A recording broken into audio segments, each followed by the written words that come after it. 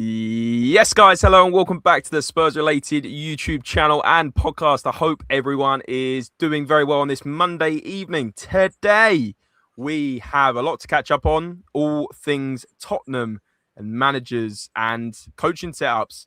And obviously, we've got a massive game at the weekend to bring you some team news of what is left and a little bit of insight as to the head-to-head records and, of course, the thoughts and feelings among the fan base, of course, as Igor Tudor is the Tottenham Hotspur interim manager until the end of the season, which, in my opinion, points towards a certain someone potentially coming back to the Tottenham Hotspur Stadium post the World Cup. But, guys, we're back joined with the three of us today. But please, could you do us a massive favor?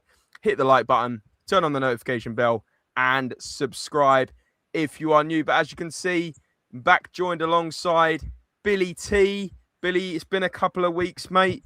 And I normally go to Frank first, but I need about 30 more seconds to think of Frank's new nickname. But Bill, how are you, mate? You good? I'm good, man. I don't think I've been on since the transfer window. So, yeah, all good, man. It's been a lot has happened in those 2 weeks.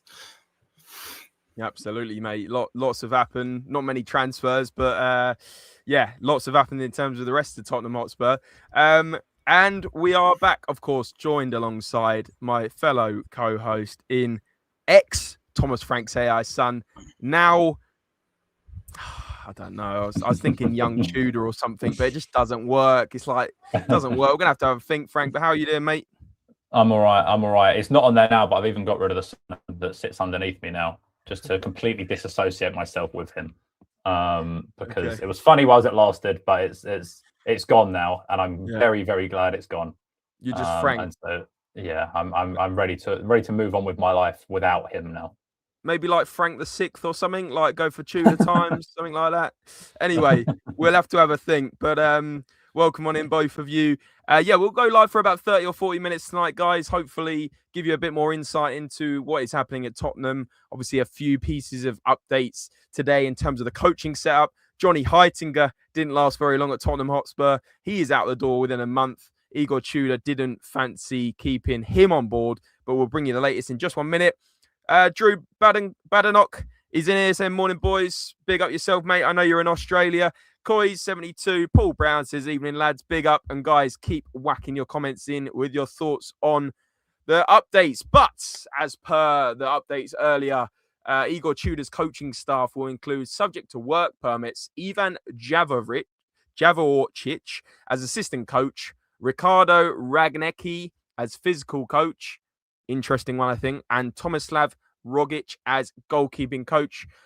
Justin Cochrane, John Heitinga, Chris Haslem, and analyst Joe Newton are leaving the club. Fabian Otte and Andreas Georgeson will remain at Spurs. I'll start with you, Bill.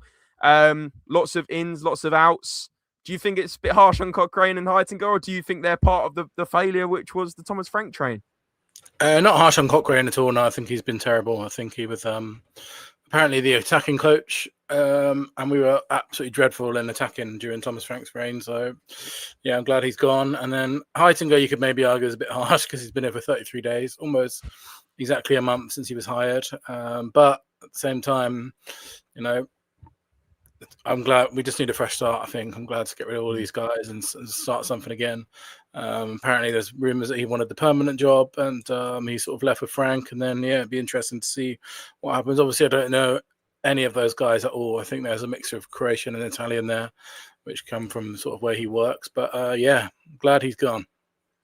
Absolutely, yeah. I mean, just to rewind slightly, and I'll come to Frank on his thoughts on this as well, because I know you're buzzing, Frank. You're like the cat that's got the cream today, aren't you? But in terms of obviously Thomas Frank leaving, Bill, well, I say leaving, getting sacked, do you think it was well overdue? I know you were pretty much Frank out as well for a while. Like, how much damage has been done by leaving Frank to be sacked only midway through February, or 10th of February or whatever it was? Like, how damaging is that to our season? Only 4 points or 5 points above the relegation zone. Do you think it was way too late? Yeah, it was definitely too late for sure. I think A couple of things. So obviously, if we'd have done it earlier, the new manager would have got a transfer window, and then maybe some easier fixtures as well. Because we had a good run of Premier League games, which we didn't win any of them under Frank. Now, Heitinger's the new manager's coming in. He's got Arsenal, which is obviously quite difficult. And then I thought after Newcastle was like the first time that I was proper scared about being relegated. I thought we were absolutely terrible in that game. And obviously West Ham went 1-0 up, and then we were all right. But yeah. I think it was way, way too late. It should have been done in January earlier, so that they get a transfer window. And now it's a bit of a gamble, but we'll see. Frank had to go, though, without a doubt. Absolutely agree, mate. Frank's I was going to as I say. What was Frank say? He didn't even want to talk about it. Look at that. I think there's a couple of internet issues today.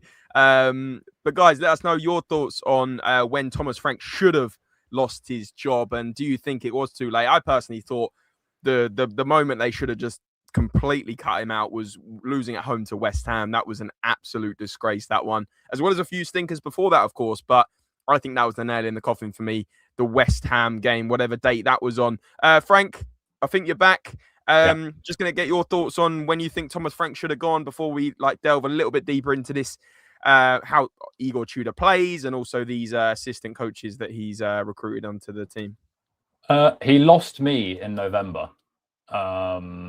When we played Chelsea and Arsenal in the space of a week, and Fulham, and we were god awful in all three. He lost me then. I think he should have gone when we got Olayed for 15 minutes and battered by Nottingham Forest with a full strength team. That was pretty humbling. He didn't. He obviously stayed in the Palace game, probably kept his job in that little period. West Ham probably make the most sense. I think if you sack him after West Ham, you gave the new manager Burnley in the end of the window, which made sense. And ultimately, they haven't. I get why they haven't until this break. I think it makes sense. Once you kept Frank for City and United, I think it made sense. Because if an interim came in after the Burnley game, for example, and then lost their first 3 games against City, United, Newcastle, which is more than feasible, you start in a really negative way. And so I understand why once they kept him after City, they kept him a little bit longer. But I would have probably got rid of it in mid-December. I think you could tell then. I think that it was running out of steam. Yeah, absolutely. I think also the fact that he kept his job after West Ham is pointing towards that they backed him for the getting through Europe. And then I think whoever that nut job was that got sent off for Dortmund probably also saved Thomas Frank's job, because they then beat Dortmund 2-0, didn't they? And then since then, drew to Burnley 2-2, beat Frankfurt away, drew with Man City, lost against Man United, lost against Newcastle in one of the most disgraceful first half displays I've seen in a long time. And there's been a few bad ones. I'm going to chat's thoughts. Spurs-ish. I don't know why I've called you Spurs-ish. You're Spurs 1-2-3-ish. The same mess as always at Tottenham. Absolutely, mate. Andrew, with the lots of coding, looks like your Wi-Fi password you've accidentally pasted into your username there, mate. Afternoon, gents. Let's see where the dice lands. We can't be any worse. Well, it could get worse. You never know. Should have been gone in December. Says a Spurs-ish. Ronnie, he should have lost his job the day after he was appointed. And Tyler says, cheers, lads. Hope you're doing well. Hope you're good, Tyler. Guys, please make sure the numbers are growing. There's 50 of you on YouTube. I'm sure that's going to grow. Please hit the like button for us, guys. It does really, really help us out. Turn on the notification bell if you want to never miss a video or a live stream, and subscribe. That would be greatly appreciated. And of course, if you're in a position to do so, there is the membership option and there is the super chats to change the talking points. But going back to... Well, I haven't got my slide now. Frank's just exited. But in terms of the assistants, Bill, I'll come to you. I know you said you hadn't heard of many of these guys, but obviously from doing your delving on Twitter today, you know, the likes of Regnacki and Javocic, thoughts and how they sort of would fit in? You're on mute, mate. Yeah, I mean, they're just his guys, which I guess is a good thing. I don't have a clue about any of them, but at least he's getting, you know, people that he has worked with before, I assume. And then I think the things that you can read into it are obviously Heitinger. You know, it's kind of rumored when he was appointed that he might be interested in the main job and then maybe not linked to Frank. But obviously the fact that Heitinger's gone, I think, shows that he is linked to Frank and that, you know, he's gone with him and maybe he'll be Thomas Frank at the next club or something. But I think that gets rid of any rumours that Heitinger was brought in to be an interim if Frank goes. And then we're keeping the set piece coach as well. You see Georgeson there. I don't know who Fabio Notte is, to be honest. I'll Google it in a minute. But I know Georgeson is obviously the set piece coach, so it's good that we're keeping him. He's probably the only, well, literally was the only bright spot on Frank's coaching staff this whole time. So, yeah, I mean, I think the main thing to read in from all this is it's good that we're keeping in Georgeson. Yeah, I mean, obviously he scored a few set pieces. It goes to be said, you know, not great at defending them, but we're good at attacking them. I think it's fair to say, obviously, Romero and Van der Ven, two of our highest scorers this year, says an awful lot to that. Let's talk more about, and guys, let us know your thoughts on this sort of coaching announcement today. Frank, I'm going to come to you in a minute. I know your cat's been a nightmare in the background, you know, at least it's not Tottenham for once. But in terms of Igor Tudor, obviously, you know, in terms of his style of play, we'll get onto that. It's very different to Thomas Frank, should we say. But in terms of where he's sort of been, obviously, he was at Hajduk Split, winning the Croatian Cup in 2013. That was the start of his sort of managerial career. And then more recently, he took over Lazio, securing Europa League qualification. And before that, he led Marseille to third place in League One. He's also managed PAOK, Karakspor, Galatasaray and Udinese, saving Udinese from relegation beforehand. And he was appointed interim at Juventus. Did well, got them Champions League, I believe. And then in the start of this season, went on a massive winless run and got sacked. Does that fill you with confidence, Frank? That sort of jumping around roles, only being there for a bit? Or do you think it's essentially perfect for what we need to keep us safe, mate? I think it's what he does. I mean, as long as we don't hire him past June, which is pretty evident we're probably not going to, unless he won the Champions League and won every game, I don't think he's going to be here next year. So I'm okay with it. He's gone into, I think the numbers where he went into Marseille in his first 12 games at each of those interim roles. He's obviously got 12 here. In his first 12 at Marseille, I think he got 24 points. He got 23 at Juventus, and I think he got 18 in 9 games at Lazio. So he has a record of, and granted they were in maybe better positions than we were, but he has a record of going into different jobs as an interim and doing a good job and getting a tune out of players. I was listening to William Trooster-Kong, who played for him somewhere in Italy, maybe in Udinese or whatever. I heard him speaking earlier on. Yeah, it was Udinese, yeah. Yeah, and he said on TalkSport that this is a clever move. He's someone that, whilst it looks like he might be a cold sort of figure, he's going to come in, he's going to boost confidence, and he's going to get them hopefully playing in a positive way. My one concern, more than actually anything, is that he has quite intense sort of training plans. So people seem to suggest, and given we have a squad of 12 players currently anyway, my worry is all of a sudden a few of them start dropping. I'm hoping that Porro will be back maybe by Sunday, or sort of there or thereabouts. I'm hoping one or two of them might start coming back now. So, I mean, all in all, I'm actually quite almost looking forward to it. I think I've got quite a good feeling this is going to work, and I hope I'm right. I can see the fear around it, but I think this is quite a logical move. I think, and I'm not praising them in any way because I think they've stumbled sort of accidentally, and if this does work. But I think this is quite positive, and I think he's going to do quite a good job actually.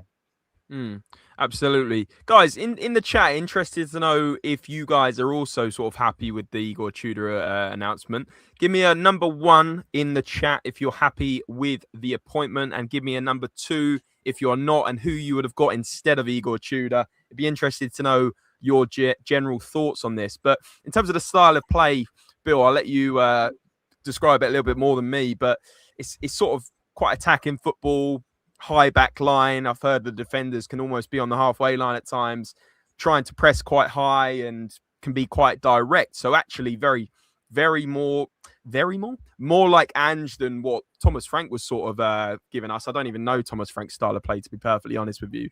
But Bill, are you excited for the style of play, and what else do you think we can expect other than what I've just mentioned there? Yeah, I think the comparison to draw it to would be Conte. He's back 5, wing backs, gets all his whip from wing backs, and it's very intense. I think a lot like Conte was, and sort of the way that Conte was also solidly defensive and then attacking as well. I think that's what we're going to see. We're going to see a kind of back 5, quite aggressive, quite intense. I think the question that you'd have to ask is who are going to be our wing backs, because a lot of them are injured at the moment, and who are going to be our centre backs, because a lot of them are injured at the moment. You know, Romero being suspended, I think in the first game we'll probably see like maybe Palhinha play as a centre back, and maybe Gray and Spence play as full backs, or Porro might be back, so we'll see. But yeah, it'd be interesting to see. But I think in his managerial career, he's played like 90% of his games as a back five. There's only been like 4 or 5, a handful of games where he's not played a back five. So we're pretty much definitely getting a back five. Yeah, so you reckon, and Frank coming on this as well, Palinha sort of centre back with Romero and well, Romero's obviously still out, isn't he? Right, but Van der Ven, potentially, obviously, Danzo's injured as well. I mean, it's hard to put together a squad. Dragusin obviously probably be in the mix. How do you even put together our team then if it's a back five with the wing backs, and who do you think will flourish in this system, Frank? Well, I mean, I would suspect it's a back five, but when he was Pirlo's assistant at Juve, they played 4 and they played like a diamond ahead. So it's something that he has toyed with before, maybe not entirely his system, but it's something that he has done before. But I would suspect it'll be a 5. I guess it'll be Mickey, Dragusin and Palinha. I think that Gallagher and Sarr might end up being quite important through now to the end of the season, in that they're both runners. They work unbelievably hard. If they could both stay fit, I think they're going to be important. I'm hoping that he's the one to get a tune out of Kolo Muani again. Yeah. He did well, didn't he? He did well at Juventus under him. He did well there, and so that's quite exciting because I think I want to see him go on a bit of a run. Ultimately, I think that a lot of the players are going to benefit just from having a boost of confidence. I don't think this Tottenham job is the hardest in the world. I know we're in a bad place and I know we're maybe not great, but I don't think keeping Tottenham up is a massively difficult task. I really don't. I think if you boost that confidence and you structure them slightly better and whatever, Spurs have more than enough winnable games from now to the end of the season. And I would suggest they probably need 10 more points to be safe.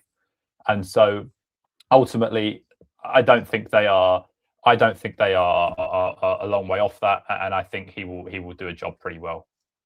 Absolutely, yeah. Hopefully, free for alls saying ENIC as always making it up as they go along regarding the football. Utter neglect.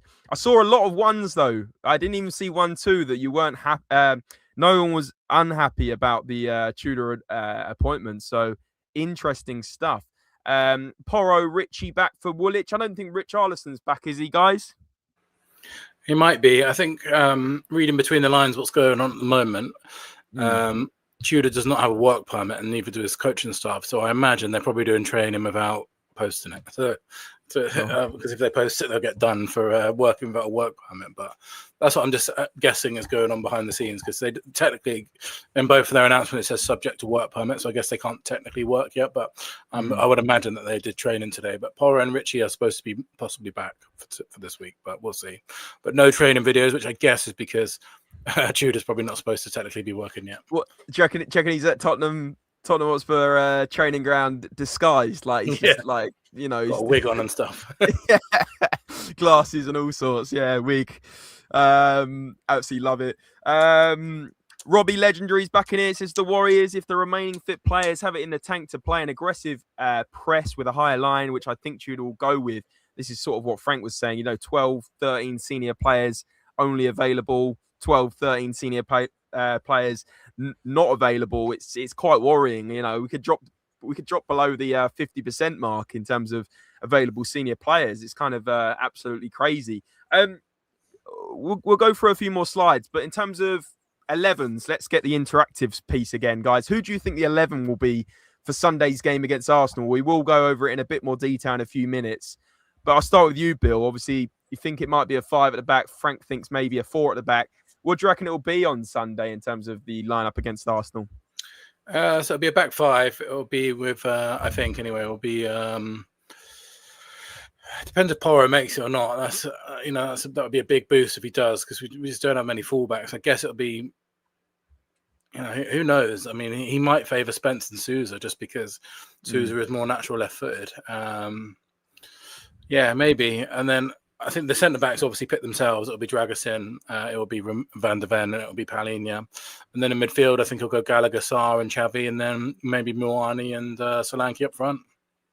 Double striker. I love a 2 up front. I don't know why. Yeah. It just takes me back. Like, you think of some of the iconic strike partnerships with Tottenham over the years, like Keanes and Defoe's and Crouch and Defoe's. I love it. And the good thing to work out is that when Moani was in that really good spell of form of Juventus, Tudor was manager. So there you go. Yeah, absolutely.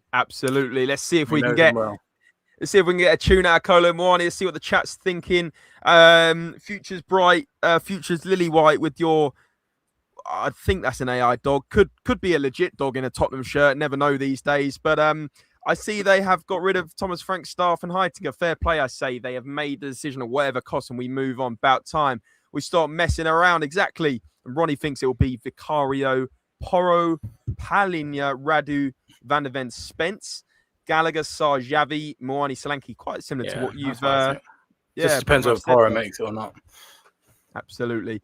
Let's see what the situation is in terms of some quotes from Igor Tudor. He says it is an honour to join this club at an important moment. I understand the responsibility I've been handed, and my focus is clear to bring greater consistency to our performances and compete with conviction in every match. I mean, we had some consistency under Thomas Frank. It was just consistently terrible. So hopefully he means better performances in that sense. He went on to also say, we want to win. You can't go out there aiming for a draw. We take the field to win. You don't prepare matches to draw. Is that a sly dig at Thomas Frank there? Frank, what do you reckon? I mean, it's such a difference in it from the one thing is 100% sure we'll lose football matches at the start of the season. It's such a difference. And this is what I mean, that I think being an interim sometimes is quite an easy job because you come in and you just do the exact opposite of whatever the previous person has done, and you just boost the morale. And I think he's doing that. I think this might have been an older quote though. I could be wrong. Right. I think this might have been prior to him coming to Tottenham. But the point still stands. It's nice to know that we might actually try and have a shot every so often and maybe even score a goal from open play if we're lucky. Absolutely. Sorry, I just had to go back to this dog situation. Apparently, is toy poodle. It's my dog. I'm still. It's got to be fake. That's got to be fake. Anyway, we digress. A bit of news about Bergvall. Tottenham rebuffed inquiries from Chelsea and Aston Villa for Lucas Bergvall in January, according to David Ornstein. Frank, what do you make of this? And then I'll come to you on this, Bill, because I think, it'd be absolutely tragic to get rid of a talented youngster in Bergvall, who's obviously not been quite as good this year, but then again, who has been good under Thomas Frank? What do you make of this, mate?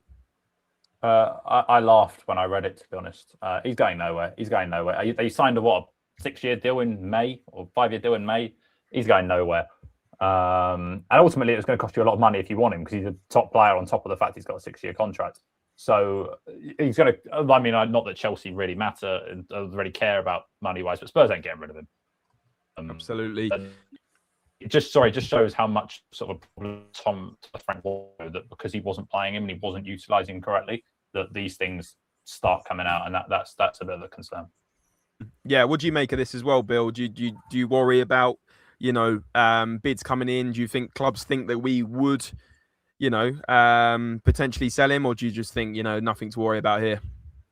I think nothing to worry about, but I think it just shows the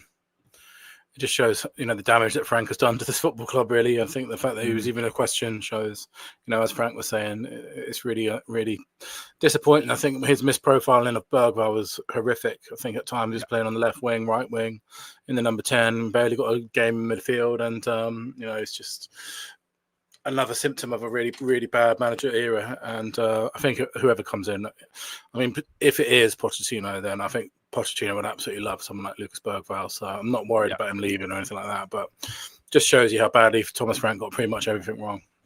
Almost every single thing that he did went wrong. I can't sit here and think of a positive about the whole era at all, to be honest, other than maybe the set piece coach, but he's staying anyway, so who cares?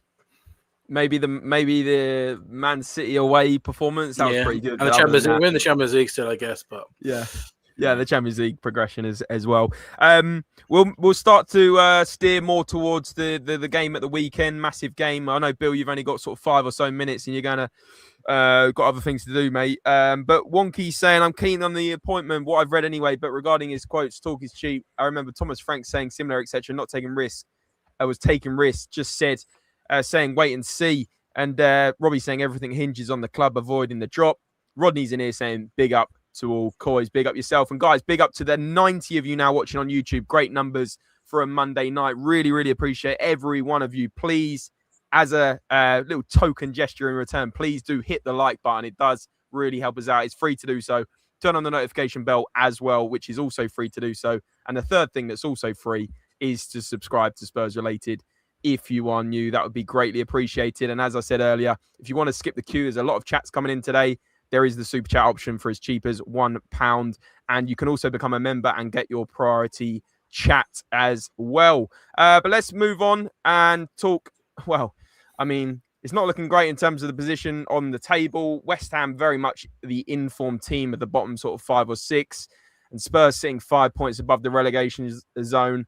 Frank, would you say you're feeling less worried now since Igor Tudor's come in and the appointment than you were with us sitting in 16th under Thomas Frank? Probably a silly question, but how much more confident are you feeling? I would have been more confident if my cat had taken charge than Frank at this point, because we were, and then like I joke, but like we were genuinely just accepting losing every game under Frank. And so yeah, massively. Like there's a big difference in how I feel. Like I get the concern with him. He hasn't coached in the Premier League and whatever. There are worries maybe there. But ultimately, as I say earlier on, Tottenham still have to play, I think it's Everton, Brighton, Palace, Forest and Leeds at home, with Wolves, Sunderland and Fulham away, and then 4 sort of tougher games. But out of those 8, if you can't get 10 points out of those 8, you deserve to go down. I don't care who's in charge. You deserve to go down. And so ultimately, I'm quite relaxed. I'm quite confident. As I say, that they've still got to play enough of those teams in that picture, all of them but West Ham and Burnley. So we should be okay. We should be all right. And I in fact, I could see us going on a little bit of a run and picking up some points and hopefully having some fun for the next couple of months. Absolutely. Hopefully you're right, mate, in terms of what you're saying there.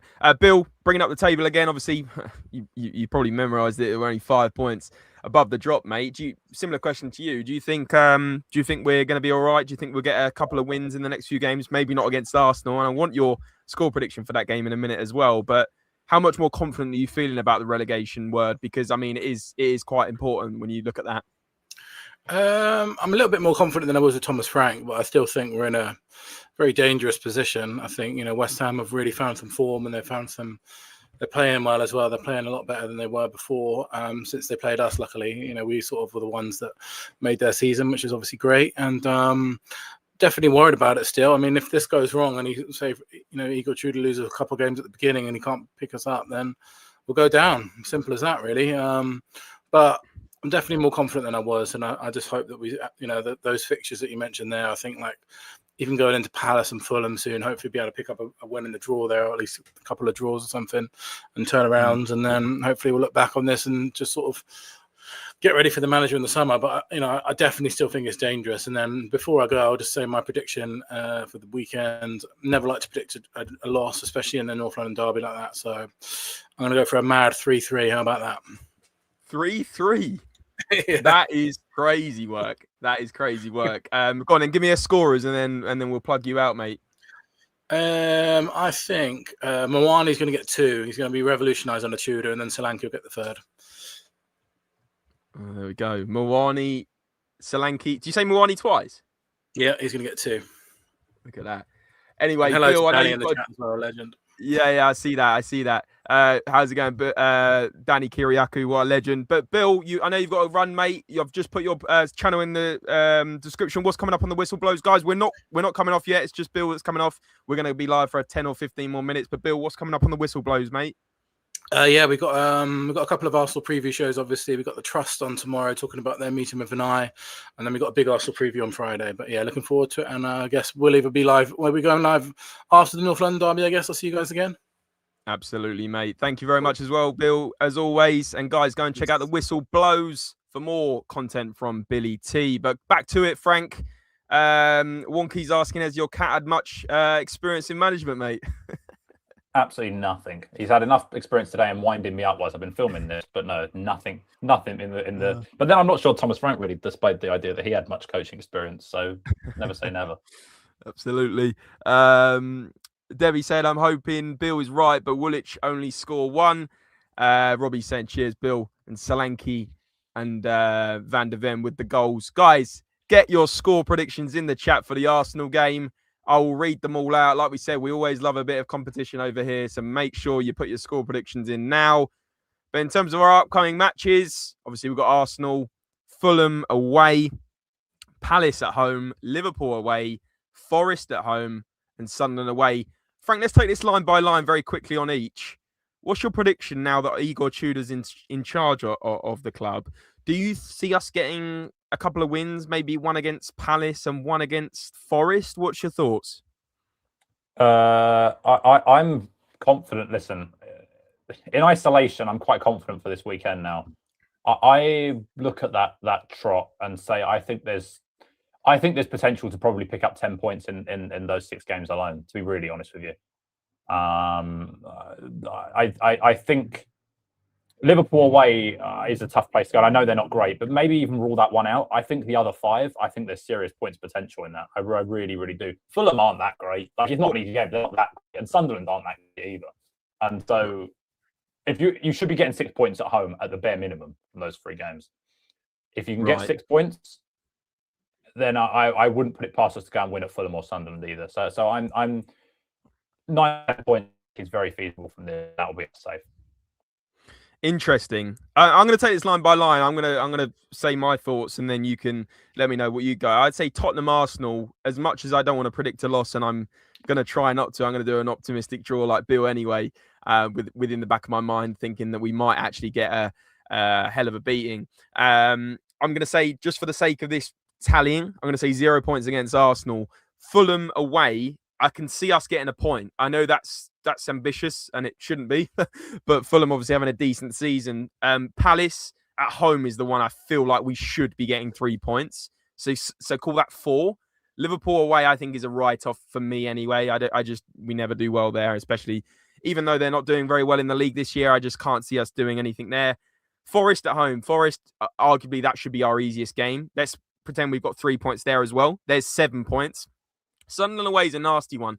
But even if we can get 7 points in the next 6 matches, which doesn't sound too ambitious, Frank, we would then be sitting on 7 points would put us on 36. The sort of known safety point is 38 points, isn't it? So would you say that these 6 points we can almost guarantee safety, or do you think that's a bit of a stretch? And guys, actually, not just asking Frank here, let me know in the chat on the next 6 matches how many points you think we're getting out of a possible 18. But Frank, what do you think? I think, sorry, can you bring them up very quickly again? I think that there are I'm going 11 points in that. I'm going confident. 11 points out of 18. I'm going Tottenham to beat Arsenal, Tottenham to beat Palace, and Tottenham to beat Forest. I'm going 9 at home, and then I think we'll draw at Sunderland and Fulham, and we'll get pumped at Liverpool. Hang on. We've got to rewind here, Frank. You think we're getting 9 points out of 9 when we have hardly won a game at home all season? Yeah. Suddenly, it's going to make that much of an impact. Yeah, definitely. I listen. The Arsenal one's obviously put my neck on the line, but the other 2, if you don't win the other 2, then you deserve to be relegated. like ultimately, this guy's coming in. He's going to boost the Spurs have a better team than people really believe. Like, they got players out at the moment, but so Romero will be back in what? Back for Liverpool, I want to say. So Romero's going to be back for half of that run. Hopefully, Porro will be back soon. Hopefully, Richarlison will be back soon. Whether I like him or not, it's another body. Moani, hopefully, might start hitting some form. I think Gallagher and Sarr, as I said, important players. Spurs have still got a team, and I think they've got a team actually I think they've got 11 or 12 players now who are fit, who actually are going to suit what he's going to try and do and have a lot of energy and run themselves into the ground sort of once a week now. And I think. So I'm quite confident. I think there's games in there that are very winnable. Obviously, the Arsenal one is. So I'll go with 8 for the sake of we lose Arsenal as well. But if I'm being really positive, I've got quite a nice feeling for Sunday. I think the atmosphere is going to be superb, and I think it might be enough. Interesting. It's crazy how your faith has suddenly changed massively from probably being the most negative Spurs fan on YouTube to this. It's quite incredible, really. Can the real Frank Thomas please stand up? I think we need the real Frank Thomas, not the backwards Thomas Frank in charge, says Danny Kiriaki. Hope you're doing well, mate. Colin saying ENIC can't afford to get this wrong, boys. Debbie saying go Frank. Wonky's saying ultimately West Ham have to win 2 more games than us still with only 12 left. That is a big ask. BK is saying my club talking about obtaining 36 points in a full season, yet less than 1 point a game, mate. It's quite incredible. John Stokes in the chat, as always, mate. Really appreciate your support. He says, evening, James, Frankin, and Billy. James saying, go on, Frank. This is the key. We will get players back. So I think that is going to be the big difference. Very positive from Frank. There's lots of cat memes going on today, cat puns. The optimism of youth. Well done, boys. Stefan Everington, I'll be happy with 10 points in the next 6 matches. Absolutely, that would be decent. Robbie saying, I stared into my goldfish bowl to see the future. The goldfish wasn't making any bubbles. So that is a sign that the Hammers will take the final relegation spot. If your fish also wasn't making bubbles, mate, he might be dead as well. Got to let you know on that one as well. And Drew Badenoch is saying, I'll be at Forest home Coys. Love that, mate. Absolutely love that. Making the trip over here. So in terms of Arsenal predictions then, guys, back to that. And if you haven't put it in the chat, please do now. BK's gone 3-1 to Arsenal. Oh, this is tragic. 3-1 Arsenal. 2-2, says Ali. Bit more positive there. Ronnie's going for 1-1. Who else have we got? Who else have we got in here? I think there's been a few more score predictions further up. Here we go. 2-2, says Robbie Legendary. Let's go back to, I think we have a head-to-head slide, or maybe not. Maybe I'll bring that up in a minute. But Frank, in terms of our recent record against Arsenal, it's not been too pretty, has it? No, not at all. I was sat in that away end and Eze scored a hat-trick in November. He was in my fantasy team, which is the pain slight, but it was painful.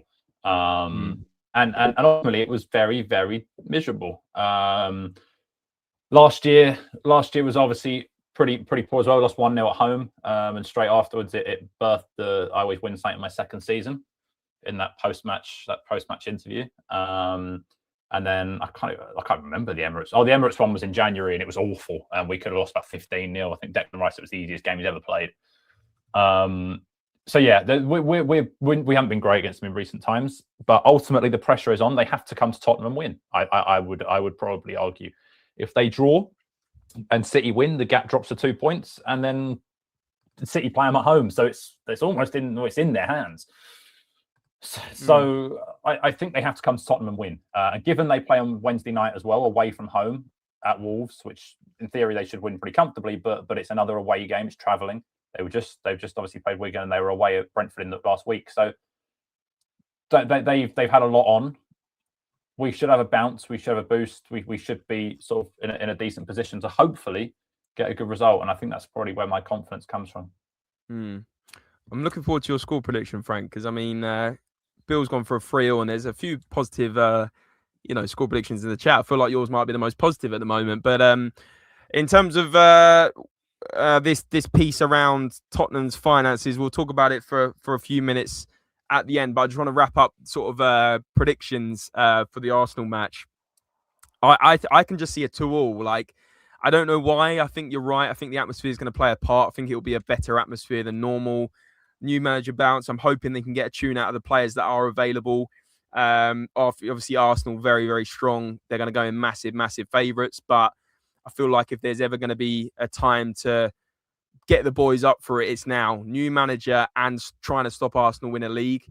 I would hope that we at least score 1 or 2 and hope that we can shut them out a little bit. I'm going for a 2-2. Frank, what are you going for? I'm not going too dissimilar, but I'm going 2-1 Tottenham. I'm going to stick with Bill and say that Muani's going to bag a brace. Get his first goals against a club he hasn't played for since he joined. I'm quite confident. I think it'll be really tight, and I think it's going to be a game sort of. It sounds sort of quite cliche, or whatever, but sort of defined in key moments. And I know it sounds silly, but there ain't going to be a boatload of chances.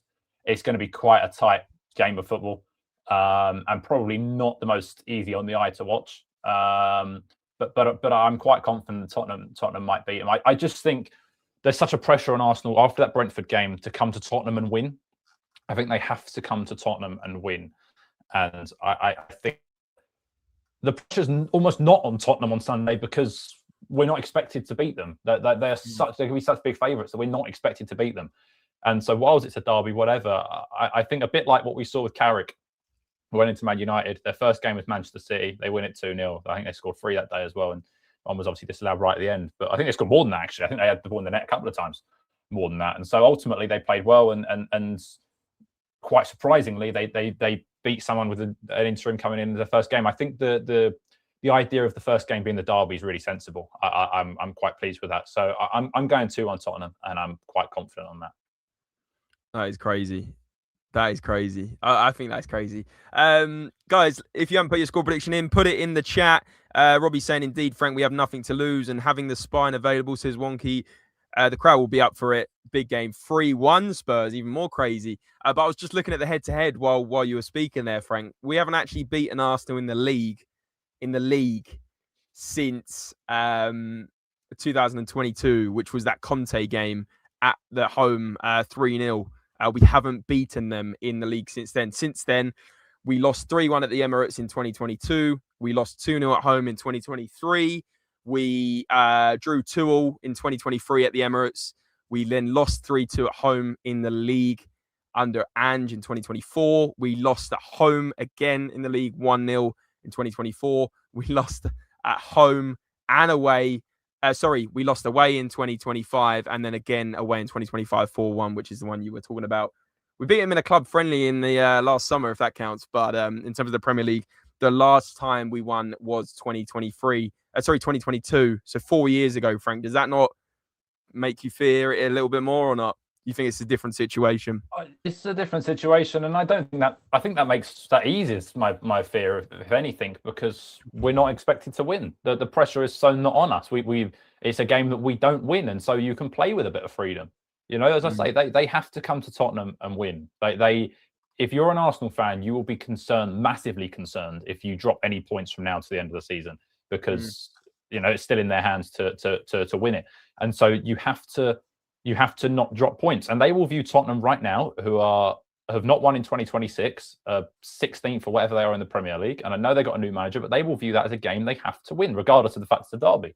And so they will come to us and they will try and bully us. And I think they can be bullied themselves. I think they are at times slightly spineless. And I think people often go on about how great they are. And I don't believe they're as good as people seem to suggest. I think if you give them too much love, yeah, they look all right. But I think, as Brentford did the other day, and I'm hoping as Tottenham do on Sunday, if you give them a game, if you battle them, you can beat them. They're not the Barcelona team of 15 years ago. They're not prime Brazil. They're a decent side who are having a great year.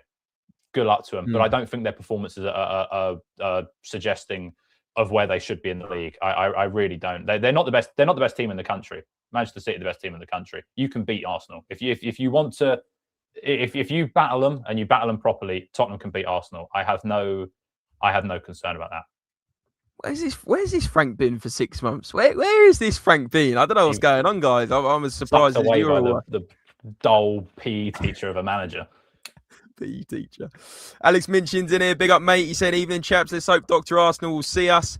And Wonky saying Arsenal have to beat us and control their emotion and the pressure. Agreed. If you talk about history, then don't neglect this. They're not handled any pressure well in 5 years. Plus, if you remember that time when we did beat them 3-0 at home, that was when they had to come here and beat us for top 4, and they absolutely messed it up. We caught them, if you remember, under Conte. He got Champions League football that year.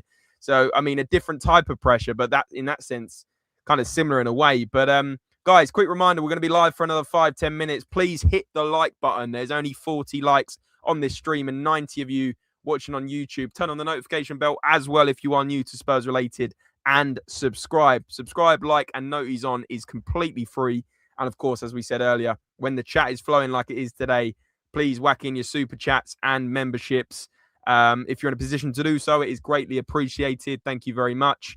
And I think you can put in a super chat for as little as £1. But Frank, let's just very quickly look at the potential 11s for both teams. As Billie was saying, potential 5 at the back, maybe with Gray at right wing back, maybe Spence left wing back, or maybe Porro if he's back, potentially Sousa on the left.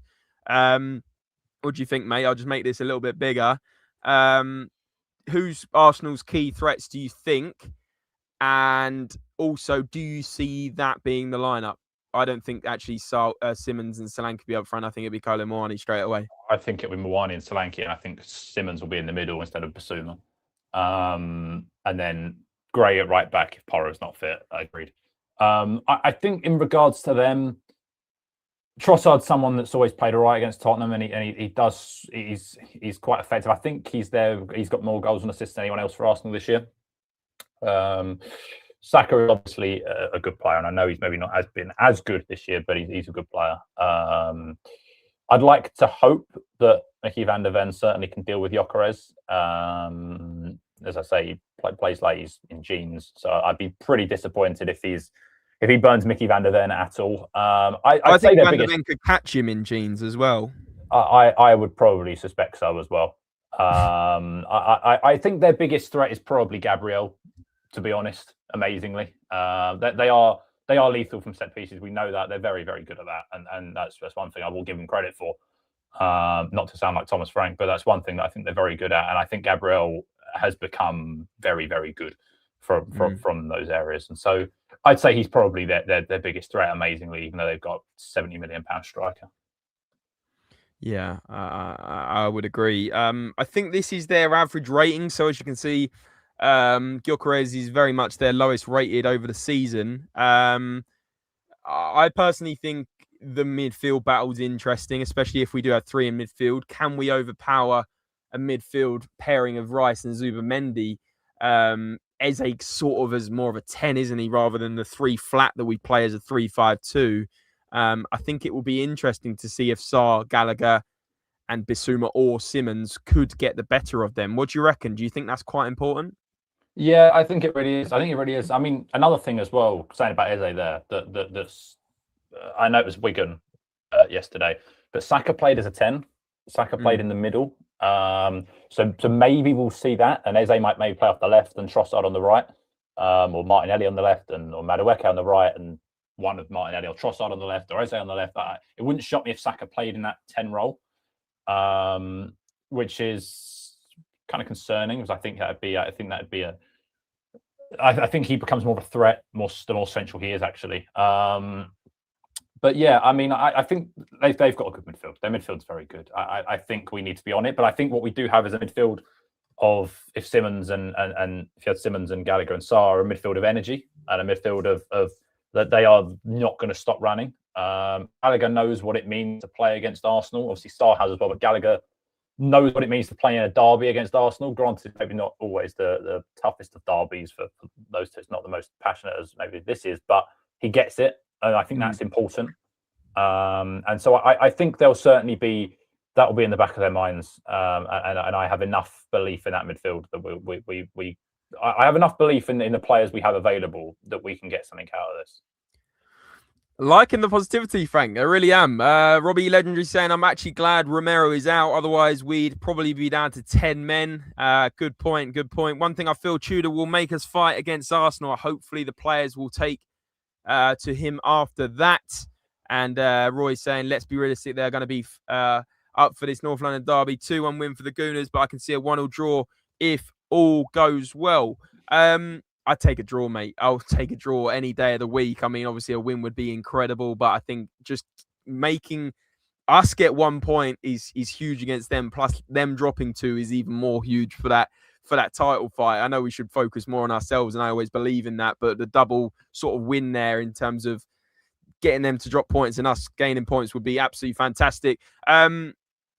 Tottenham, apparently, according to Matt Law, are facing a financial hit to the club's sponsorship deals that experts claim will run into tens of millions, regardless of whether they are relegated. This is all to do with sponsors potentially not renewing, and there's a few other pieces to that, which Matt Law has reported on today. I think most of his articles are behind a paywall, Frank. But in terms of this news... Do you reckon there's anyone actually that pays for his articles? Or I don't know. Maybe I'll see if 100 people watching.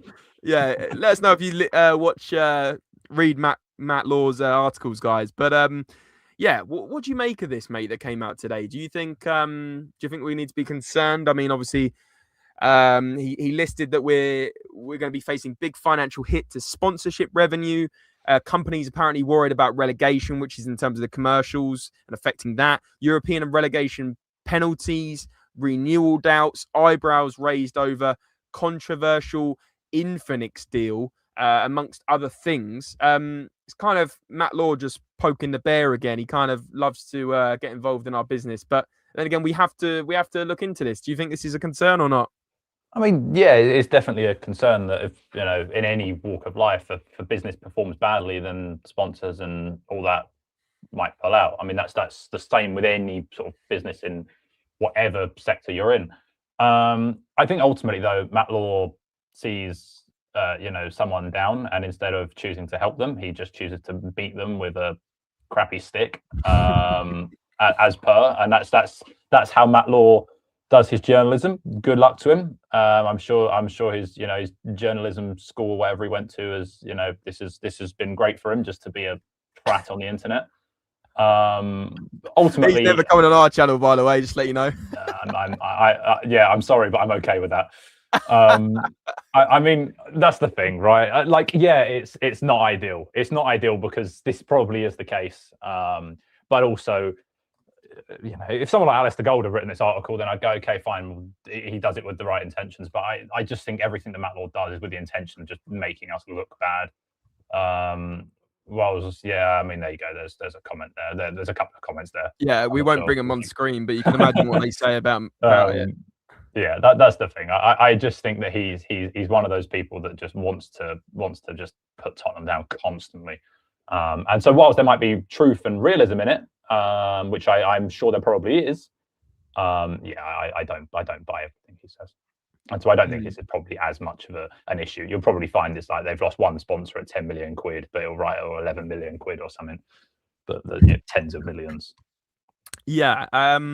Obviously, if we get relegated, that is definitely another situation. For some reason, my Twitter is playing up, so I can't actually bring you the full details. Other than, like I said, I think it's linked with the fear of sponsors thinking we're going to get relegated, or potentially, the whole thing around Europe. Obviously, losing money there is significant. The lower down in the table you finish, the bigger the financial consequences. And of course, Tottenham are used to finishing top 6, top 7 every single season, and now potentially finishing 15th, 16th, 17th or worse is going to have an implication on that as well. So I mean, listen, I think we don't read into it too much. As someone said, he's a Chelsea fan, but I mean, if more reports come out on it, not to completely shut this down, of course, like I said, there's definitely financial implications of Spurs' finish this season, relegation or not. But I think we'll readdress this with a bit more time when Alistair Gold or someone else with essentially a bit more credibility sorts of talks about it a bit more. But yeah. Just quickly, as Brad Moore's saying, it is kind of blindingly obvious, we're going to be affected financially. Go on, Frank. Just very quickly as well, Twitter's playing up. It's gone down, so I can't get it on there either. But on Instagram, I can't share my Instagram. I don't know if you can see that. There's a picture of Igor Tudor holding a shirt. He's obviously got his work permit and all is fine, and he was there. I think Alistair Gold said he took his first training session earlier on. Lovely stuff. So the work permit thing has been squashed. Maybe we'll get a quick picture of that before we head off. But we are a world-renowned club, so we'll always get business and have business is clamoring to get behind us. Alex Minchin saying we should be charging more for all the PR dramas, putting sponsors in the spotlight. Yeah, exactly. We're always on the screens talking about relegation. We're giving the brands a bit of exposure there.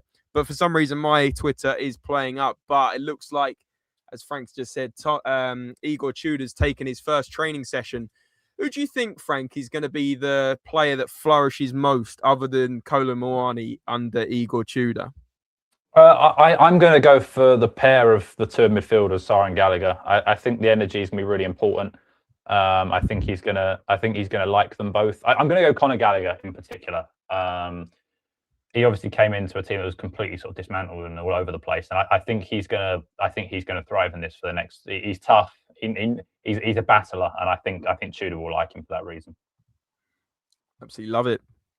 Conor Gallagher. Guys, let us know in the chat who you think is going to flourish the most under Igor Tudor. Whack it in the chat right now. But Robbie's saying Elon Musk forgot to put another $50 in the meter. And James is saying most sponsor will I can't talk. Most sponsors will be structured over long-term deals. Besides, the clubs have opened up lots of new sponsorship opportunities in the stadium, plus social media channels have massively increased. Absolutely. But I can't find those images of him taking the training session.